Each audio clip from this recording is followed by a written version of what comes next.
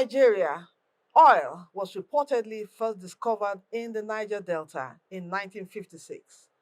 The Organization of the Petroleum Export Countries OPEC says Nigeria currently has the world's 10th largest crude oil reserves and is the world's 13th largest producer of crude oil.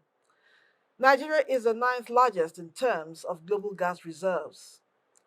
Even though the oil and gas sector is less than 10% of the country's GDP, it contributes about 65% of government revenue and 88% of Nigeria's foreign exchange earnings.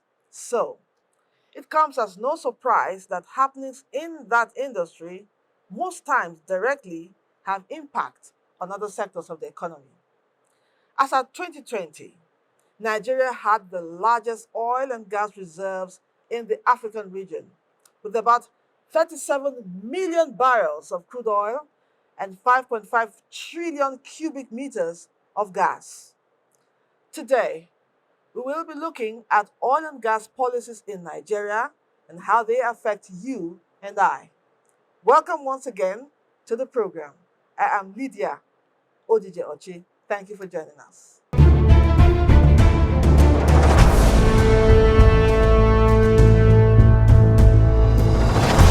We have an energy finance expert and public affairs analyst who has had extensive experience in the oil sector. Let me welcome Mr. Dan Dayo Kunle on Zoom from Abuja. Thank you for joining us, sir. Thank you very much. Good afternoon, madam. Yeah. Thank you so much. Now, the Petroleum Industry Act replaces the former Petroleum Act. Can you enlighten the layman on the street on the differences between the two acts? Thank you, madam. This Petroleum Industry Act 2001 was a very great landmark for Nigeria. Since 1889, when the first petroleum ordinance was enacted by the colonial masters to enable the trading companies in Nigeria at that time to handle bituminous products, that's kerosene in particular. Kerosene was the first product of petroleum in the 1800s. So then from 1889 to 1907, then 1907 another ordinance came. Then that we used with some edicts along the line, like the mining ordinance and so on and so forth, up to finally 1969 decree of General Government, which you call Petroleum Act 1969, as amended all over the place, with a lot of decrees all over the place because it was all military era. So then we carry on petroleum exploration and exploitations under all these law or regulatory regimes, you can call them, from that 1889. But because of the development in the industry, technological wise, across the world, the financing of oil exploration and production, things were changing between 1969 and 2021. A lot of things have changed across the world. Even America, that was the pioneer technological leader in oil exploration and production, they were also rapidly changing at home because science and technology advanced, and they were discovering more hydrocarbon resources in some very awkward locations, onshore, deep offshore. So all this now mounted pressure on humanity and the evolution of man, also environment, pollutions, and then the enabling law to allow investment to flow. So all this mounted pressure on the 1969 Petroleum Act, and Nigeria government had no choice because we are not operating in a bipolar world. We are in a multipolar world. We have to listen to the pressure from various operators and investors. So we started tinkering with the Petroleum Industry Act 1969 until OGIC was set up. Oil and Gas Implementation Committee was set up by President Obasanjo sometime 2001, 2002. And it was prompted by the pressure from Malam Nasru El-Rufai, who was the head of the Bureau for Public Enterprise that time. And he insisted and called for the oil and gas sector reform. And some of us were in support. I was not yet in BP as a privatization advisor, as at that time, 2001, 2002. But by the time I joined in 2003, I joined BP. Then I joined the pressure also. I became a voice in the pressure that the sector must be reformed.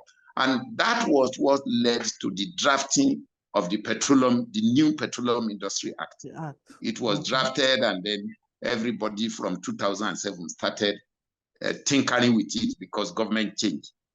Obasanjo did not succeed in finalizing it before he left in 2007, but he pioneered it.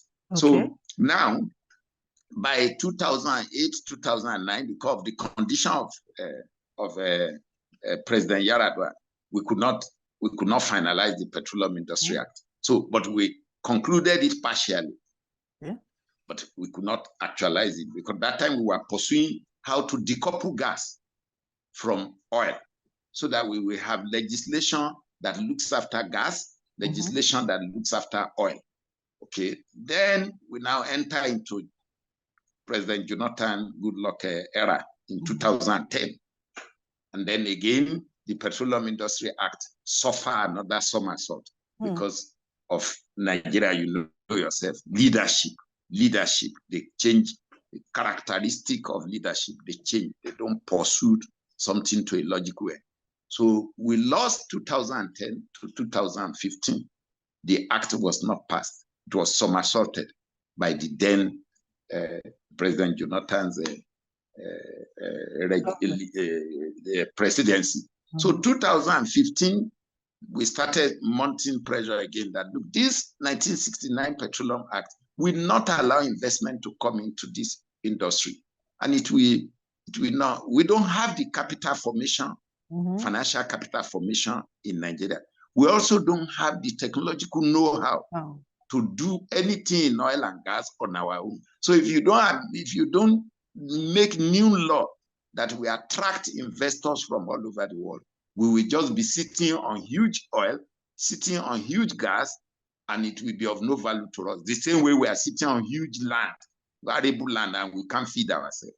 So the pressure, and I think President Buhari listened, and he created the enabling environment for the National Assembly to accelerate the passage of the act, which they could not do between 2015 and 19. Eventually, it was done in 2021. And some of us came on the television to hail that very landmark decision, passage of the act. He assented to it, and it became an act of the parliament. We also put a caveat. I remember I put a caveat. I said, we can congratulate that president for a job well done, but it started from Obasanjo time. And I put a caveat that we must be ready to amend it even every 1 month, every quarter, every 6 months, dynamically, to reflect the situation globally with the hydrocarbon industry and the climate change issue. Because that's the energy crisis the world is going through now is a crisis that the law cannot be static. The law guiding energy, oil, power, mineral resources cannot be static. Every six months, you have to review and amend. So we cannot go and sleep now and say because we have Petroleum Act 2021, therefore everything is rosy. No, a lot of things have even changed between that time and now. I expect President Bola Tinubu and the Senate President, Godwin Akpabio, to again quickly engage some of us to start seeing how we are going to review this law. I'm not a lawyer, but we are trendy with what is going on across the energy sector in the world. So we know. Of course, things should happen with the current realities because it's glaring. Exactly. Thank you for walking us through that history and this telling us. Thank you. And telling us how it has come to stay now. Now, let's talk about Nigeria's population, which has been predicted to grow by an average of 2.6% per annum. And this was predicted by the World Bank in their report in 2020. Now, are there any plans to fill the greater energy demand being expected? Madam, this 2.6, maybe, I don't know, maybe we are growing at, population must be growing about 3%. Maybe. I don't know how they got the average of 2.6, but I'm not here to dispute World Bank. But at times, some of these statistics, they are just, yeah. So now, then the issue of the energy poverty, madam, or what you can call electricity power deficit, or but let's use the word energy poverty. You see, if your population is 2.5 growth rate per annum, or 3%, I will put, then your GDP must be growing at least 3.5, 4, 5, 6, 7 to 10% annually. If you are going to be able to capture this population growth and put them above $2, $3 per day per capita expenditure. Because each citizen must be able to live above $3, $4, $5 per day. If they live below $2 per day as citizens, it's not good. But it has manifested. You can see it across Africa, not just only Nigeria. And there is energy poverty in Africa. There's food poverty. There's shelter poverty. What the World Bank carved as multidimensional poverty. So you can see the crisis already clearly, that even to give electricity to this population of 200 million people is a problem. To give them petrol, PMS, is a problem. To give them cooking gas, LPG, liquefied petroleum gas, is a problem. To give them even water supply, which you cannot supply water to the cities without connecting it to power. Power has to drive the water. You need to treat the water, you need to pressurize the water. Because if you reticulate water across the city and there's no electricity to pressurize it, the water will not reach your house. It's true. So these are the issues. People don't know all these things, that they are all cross-cutting issues. You cannot treat one item and think that you have solved that problem. No. Even our educational infrastructure, to support good education today, you need electricity, you need power. Before, how are you going to give people digital education online uninterrupted if you want to download data and knowledge from across the world? So how will you do without electricity?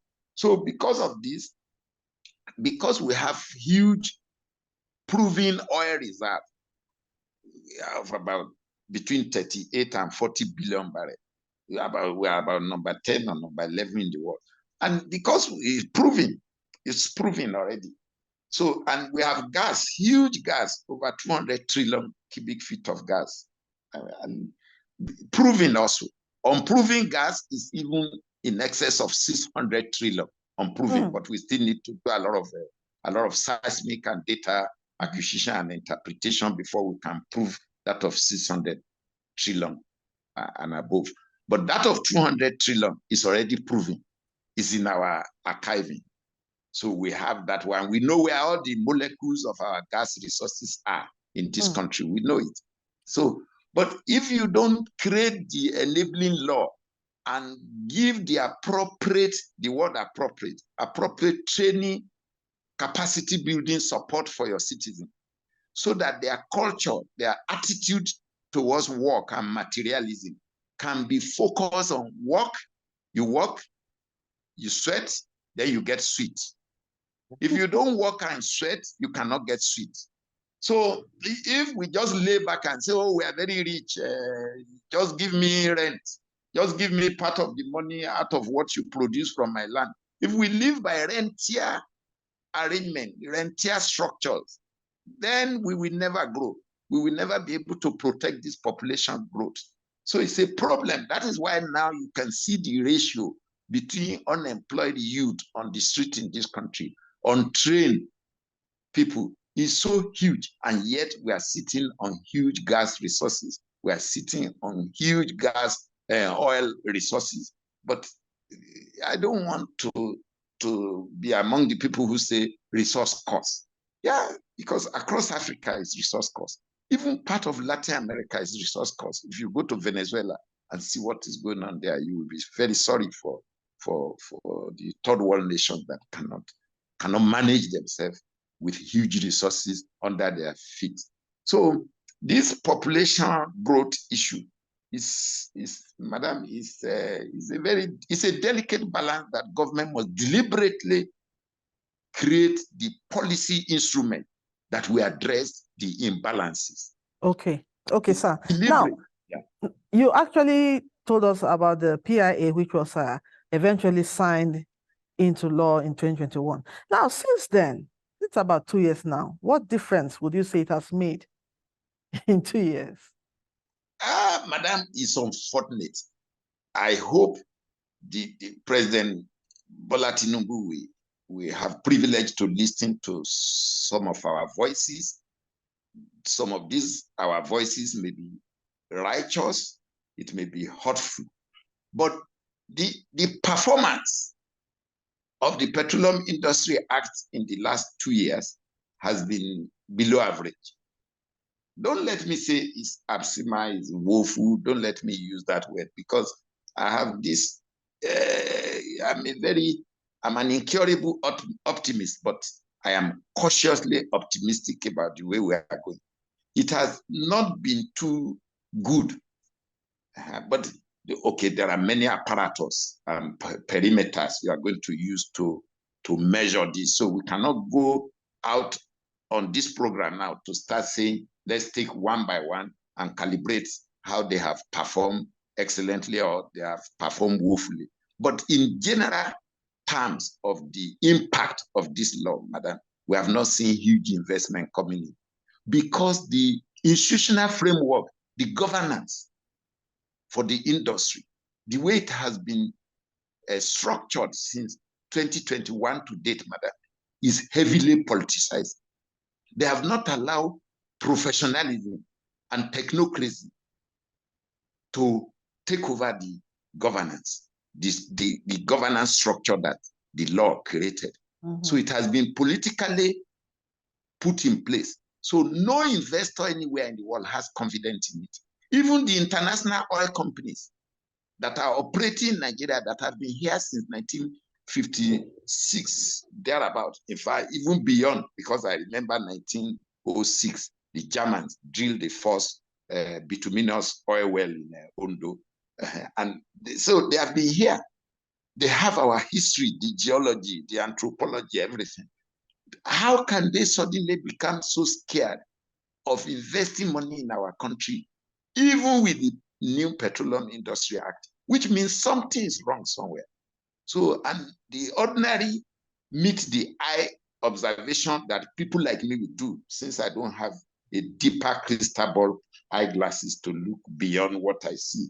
I will say that attitudinal political leadership has been the bane of our problem. So the international oil companies can no longer stomach our attitude, our political posturing, our empty arrogancy. It has scared them away.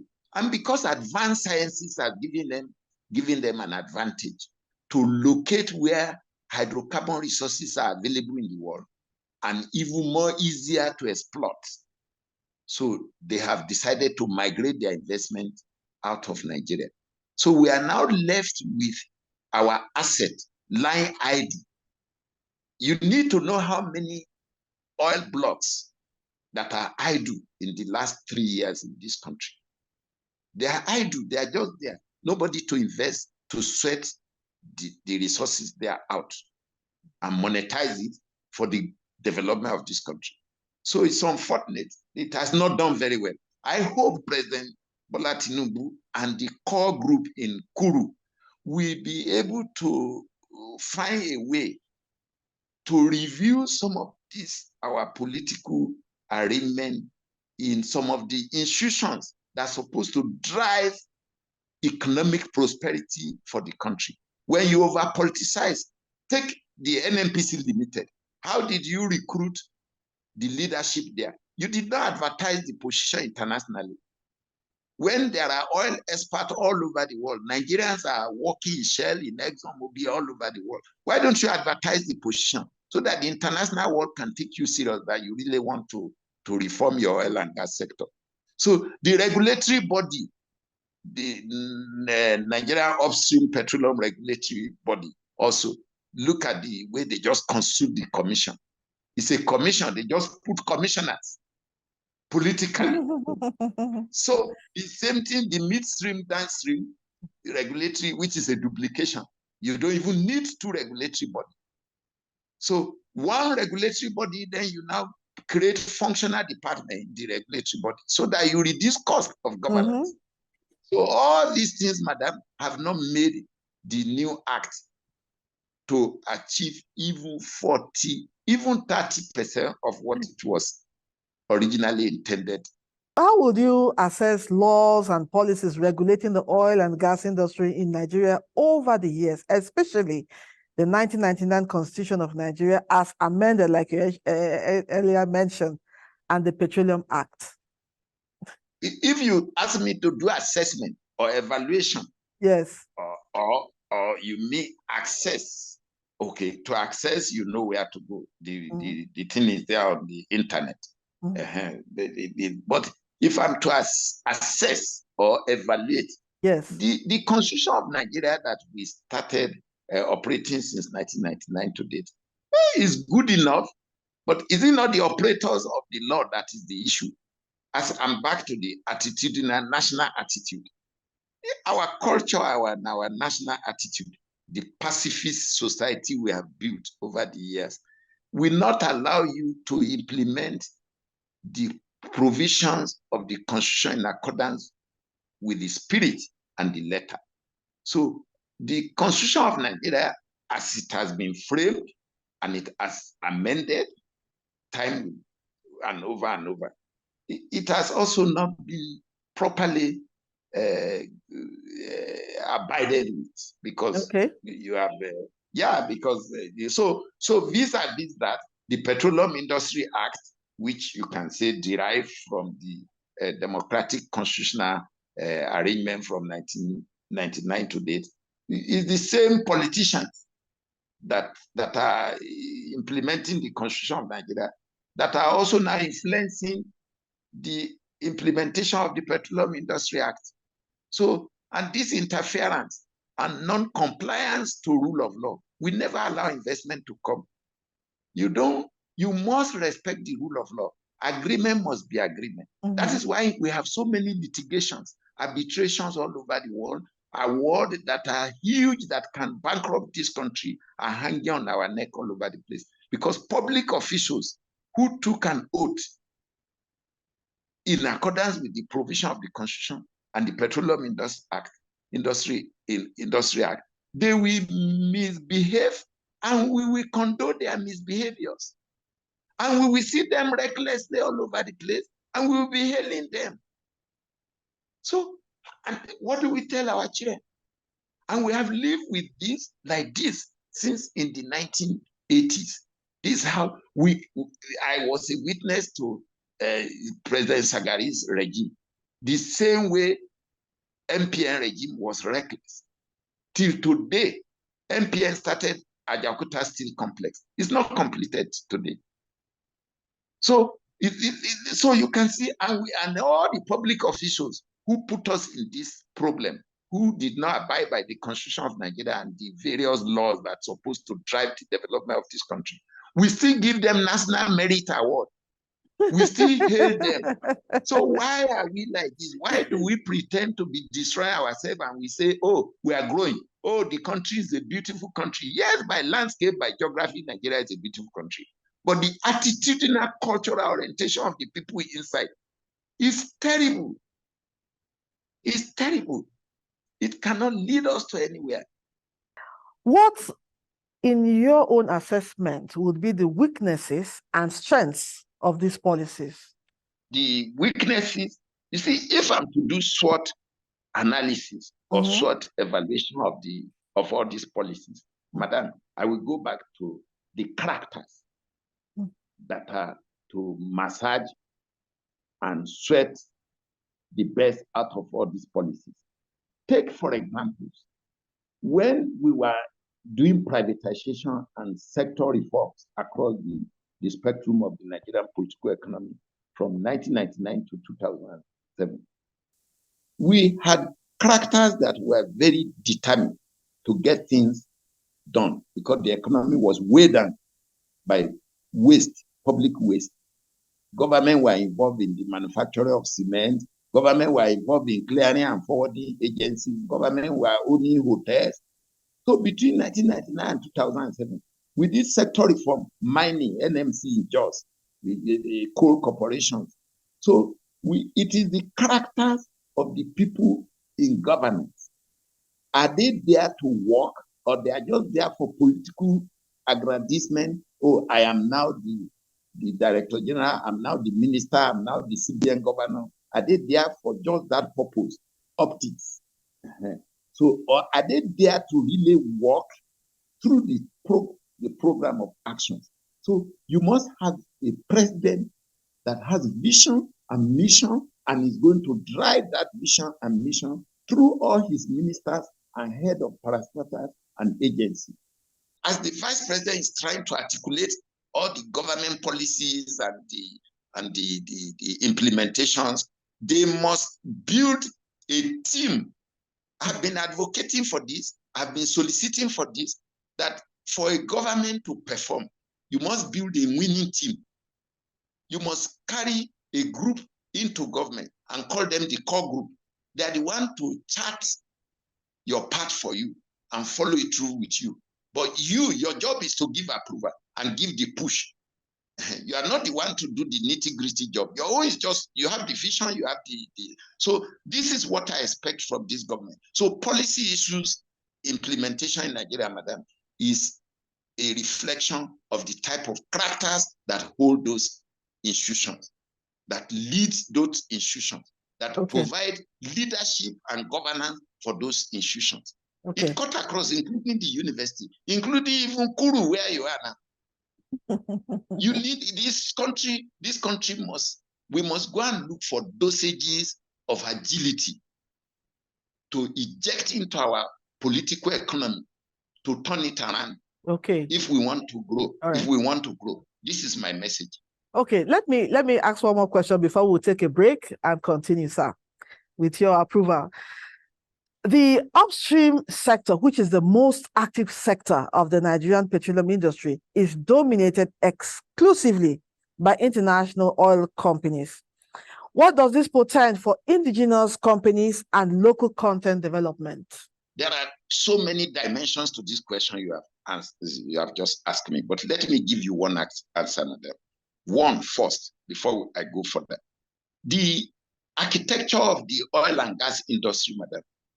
Maybe you go and read about the man who invented petroleum chemistry. His name is called Abraham Grisner. I think Gessner, a Canadian American who worked on the chemistry. He's a geophysicist and geologist and chemist. If you watch, madam, the architecture of the oil and gas industry, the architecture is not in the hand of Nigerians. It's in the hand of the sophisticated, developed world. The financial capital required to develop oil and gas or mining is not in the hand of Nigerians, madam. It's in the hand of the sophisticated capitalist system of the world. So these two factors alone already limited how much Nigerians themselves can participate. But having said that, it is subjective intellectually. If you just say, oh, because the architecture is not in your hand, the technology and the financial system is not in your hand, because of that, it has to be dominated by the international oil companies. So it is a subjective, lazy academic conclusion. So for that reason, since I don't want to be academically lazy, what have we done on our own to create the industry to reflect what the international world have been doing? So the local content issue, madam, it was a good policy. I supported it. It is a good law. And I think the guy there now is trying to try. But because of the level of industrialization in Nigeria, the level of infrastructural support that can drive local content is so low. So, and I will give you an example, madam. You need semi-skilled labor in the oil and gas industry. You need materials, because what is the level of our material science development in this country? Basic steel, madam, steel, basic steel. Not to even talk of sophisticated steel. You know, there are basic steel, mild steel, that are not yet. So we don't even produce basic steel on our own. Our iron and industry is in shambles. We don't produce aluminium on our own. You don't produce, there's nothing you do on your own. Your machine tools in Osogbo is idle. All the forge and foundry shops in Ajakuta Steel Complex are not working. So there is nothing for you to even build on at home here to say you want to fight for local content percentage in the upstream exploration and production, madam. So this is the problem. Labor, which will have been your comparative and competitive advantage, the quality of training you are giving to them cannot even make you to be a center for abundant, cheap petroleum engineering labor center in the world. Because the quality of training you are giving to your people is so poor. If you have 1,000 graduates today in petroleum engineering or geophysics or geology or mining or mechanical, it may be only 200 of them that is acceptable globally. So because the foundation of the training is so poor, not to talk of fabrication engineering, not to talk of rig technology. So, madam, we have a problem. We are a rentier country. We just take the profit from petroleum profit tax. We just share it among the 36 states, and we just use it to buy luxury cars, build big houses that we will not live inside. So what do you do with this type of lifestyle, madam? It's a reckless lifestyle. So you cannot attract anything reasonable for your local content development. It's unfortunate. So the international oil company are not doing it to us deliberately. It's because they cannot get what they want here competitively. So they have to bring it in. You don't build ships, madam. You don't build rigs. You don't build even boats, supply boats to the platforms in the shallow water offshore. You don't even build them. You don't even build ferry. Okay. Because you can't build the engine. You can't build the engine, madam. The mechanical composition of all the outboard engines are from Japan or South Korea or from somewhere. So here we are, madam. We are not competitive in anything. Okay. All right. We're not even competitive in growing cassava. We're not competitive in growing yam. Thank you, Mr. Dan Dayo Kunle, for your very valuable thoughts you shared with us on Policy Focus. We have really learned a lot, and we've been enlightened by everything you've got to share with us today. We're grateful for your time. Thank you, and we wish you well.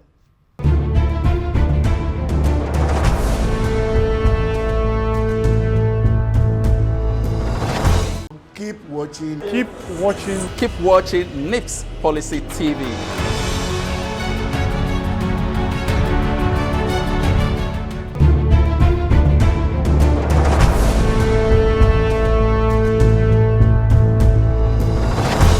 Keep watching. Keep watching. Keep watching NIPSS Policy TV.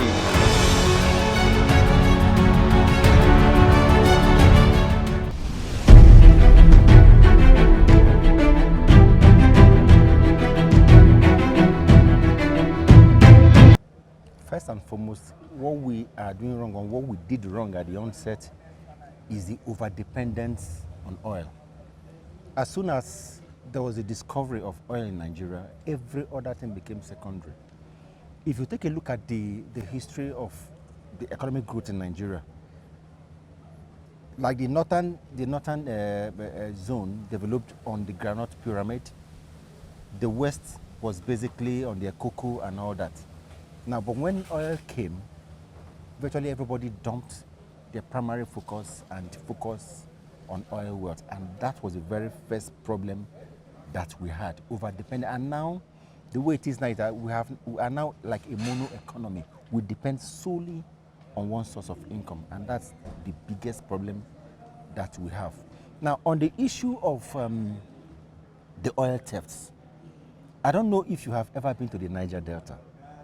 Now, if you go to the Niger Delta, if you see the level of devastation there, if you see the level of carnage in terms of the environmental degradation and the level of poverty for a zone that is responsible for almost 80% of the nation's wealth, and you are now blaming them when you see oil theft and illegal bunkering. I think that is not fair.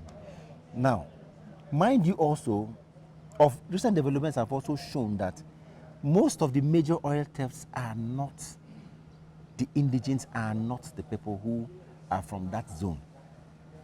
You understand? We have discovered that most of these are done by high caliber people who have the resources to go and take this crude and export. Not the regular small indigenes who you see in canoes, no. And there was an instance where it was discovered that there was a pipeline.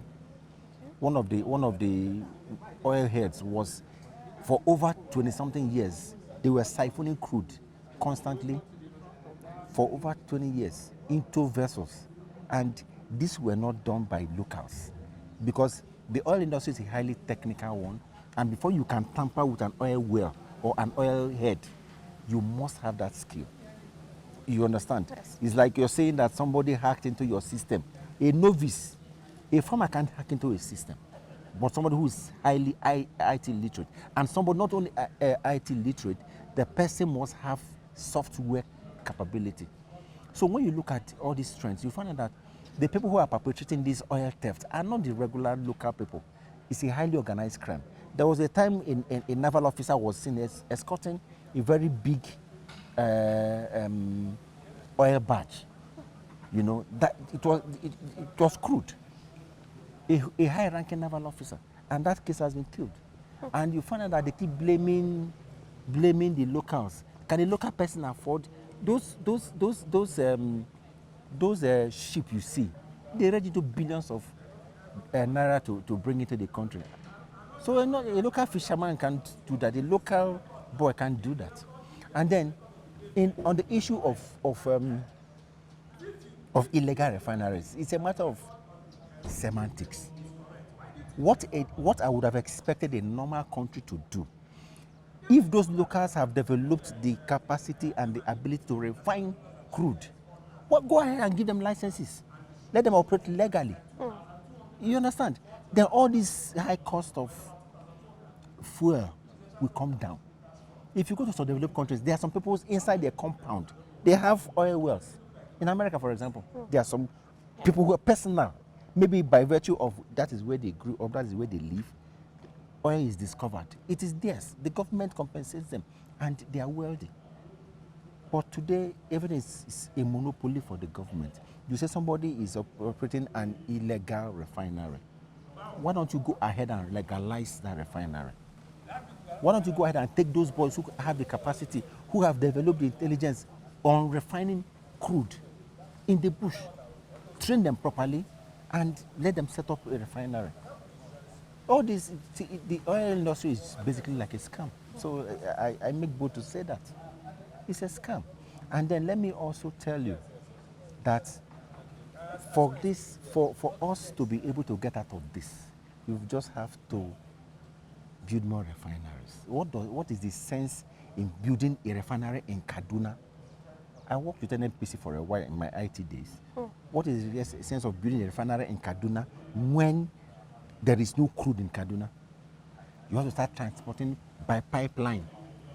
And you think that poverty will not make people to go and break those pipelines. Why? All refineries should have been set up in exact location where the crudes are. You save costs. The economic implication is that you save costs.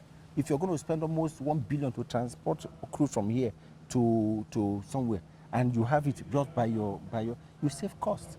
So those are the things that we are getting. Also, my advice to government is, one, on the area of, you say there are illegal refineries, legalize them. Modular refineries don't take much. Legalize them. When the last administration came, they said they're going to they license about whether 7 or 8 modular refineries. What are they today? I know how much billions that they spent on turnaround maintenance of Kaduna refinery, Port Harcourt refinery, all those. So what are we talking about? So for us to get it right, if you believe that there's oil theft, legalize. I mean, there's illegal, legalize them, treat them properly, let them set up a proper refinery, and we'll get out of this mess.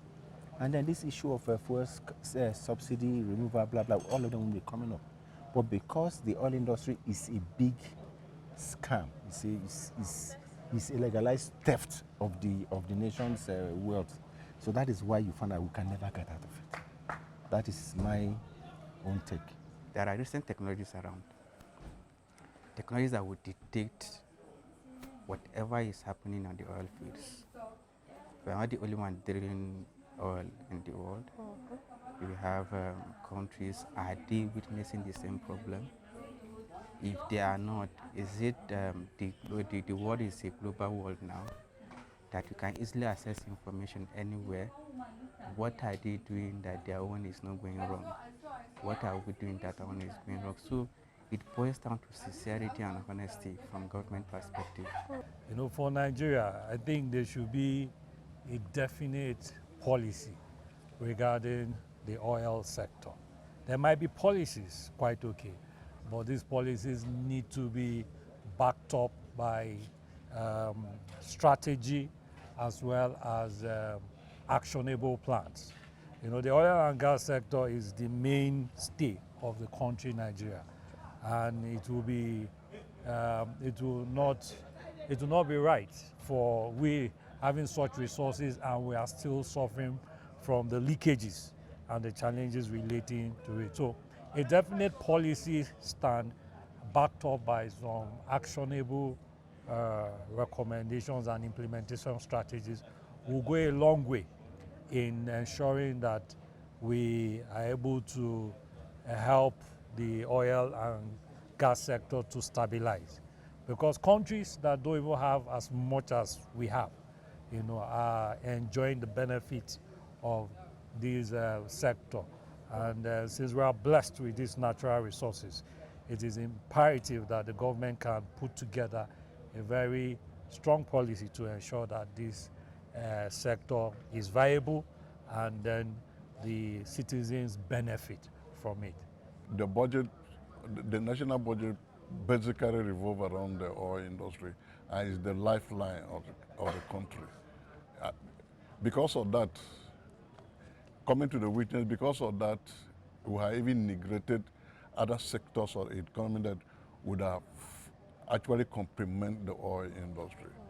We avoid places, sectors like agriculture, mining, other precious stones mining, and the rest have been relegated to the background, which has never done well for the country at all. Which I believe professional on that perspective has worked, or they are working on that issue, which is supposed by this time around we have gotten what we are supposed to get. But up to now, we are hearing the issue of vandalism, theft, this and that in the oil sector.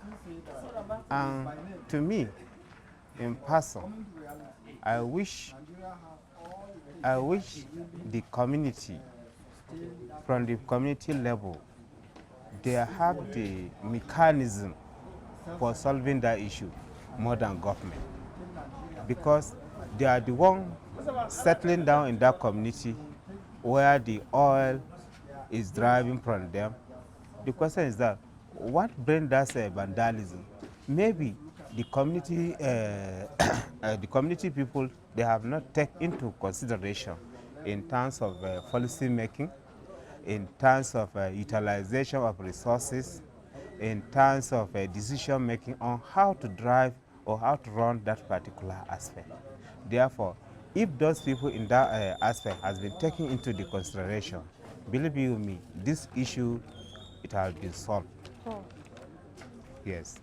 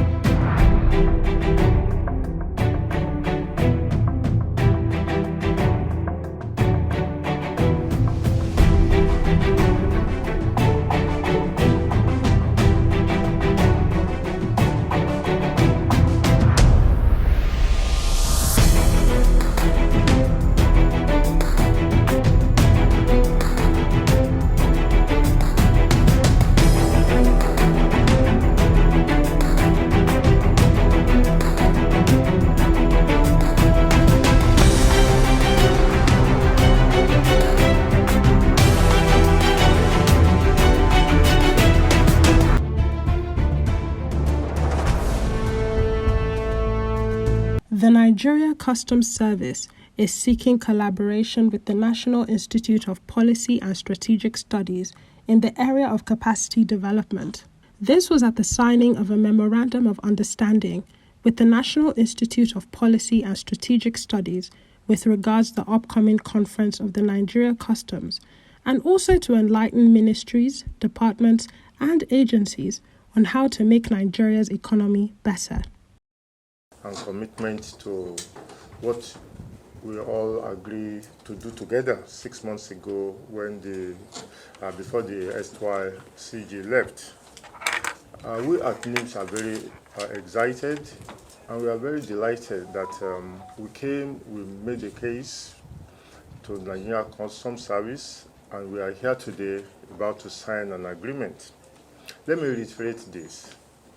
The Nigerian Customs cannot afford to fail Nigeria. The Customs Service is a very, very important plank in the development of any country in terms of its economic policies and trade. Nigeria at this time is more of a trading company. And of course, the gateway is held by the Nigerian Customs Service. The Nigerian Customs Service is to be at its best, helping Nigeria to achieve its aim. The major objective and mandate of the National Institute. This process of collaboration between both parties began over 2 months ago, with NIPSS pledging to work with the Nigerian Customs Service to make the conference a success. First, we want to collaborate, and two, we wanted to see how we can bring the expertise of the National Institute to bear on our operations. And there are a number of areas where we have identified very, very clearly. And the first area is in terms of building our capacity in leadership development. And this is the first area where we are going to be collaborating. In our discussions afterwards, we have also identified a couple of other spaces where we can rely on the expertise and guidance of the institutes. I recall the fact that as we are planning the organization of our annual conference, the CGC conference, we have found it necessary to request the support, the guidance, the collaboration of the National Institute to ensure that we have a conference that is smartly organized, but more importantly, that is also focused on the deliverables, so that we're going to have concrete outcomes that would help to reposition customs in the discharge of our mandates. The annual Nigeria Customs Service Conference, which last held 11 years ago in Katsina. Keep watching. Keep watching. Keep watching NIPSS Policy TV.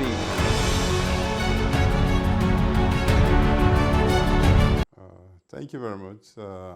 As a participant, it was a very exciting experience. Exciting in the sense that you have it's an opportunity to get to know a lot of people, different perspectives, and live networking with people who matters in terms of policy making in the nation, both in the public and the private sector. So it was very exciting because it helped to sharpen your perspective. In the past, you may not appreciate people coming from the private sector, but we that are coming from the public sector were able to appreciate the perspective of the private sector. I think a lot of people think having the badge makes you to belong to an elite group. It's more than that. The badge puts on responsibility on you towards the nation, thinking for Nigeria, thinking how Nigeria can move forward. So it keeps on making me to think, what contribution can I make towards a better Nigeria? So it's more of responsibility. And you think Nigeria, you don't think ethnic, you don't think of a smaller group, but you think Nigeria, what can I do to make Nigeria? Yeah, the responsibility is that at any time, either the Alumni Association or a government or other people who know that you have passed through this very prestigious course may call on you. There might be issues, there might be problems, which they want to hear from you because your perspective has changed, your analytical skills in terms of understanding issues and problems has changed, and the expectation is that at all times you should be able to make certain usable recommendations that should help the country in terms of solving national issues. In conclusion, there are several laws regulating the oil and gas industry in Nigeria. This is because oil and gas is very critical to the Nigerian economy. The earnings from oil and gas export are up to 90% of the total export earnings of the government. This is where we call it a day. We appreciate your time with us and hope you have more knowledge on oil and gas policies in Nigeria. Keep another date with us for another impactful episode. Until then, I am Lydia Odijochi saying goodbye and be a productive Nigerian.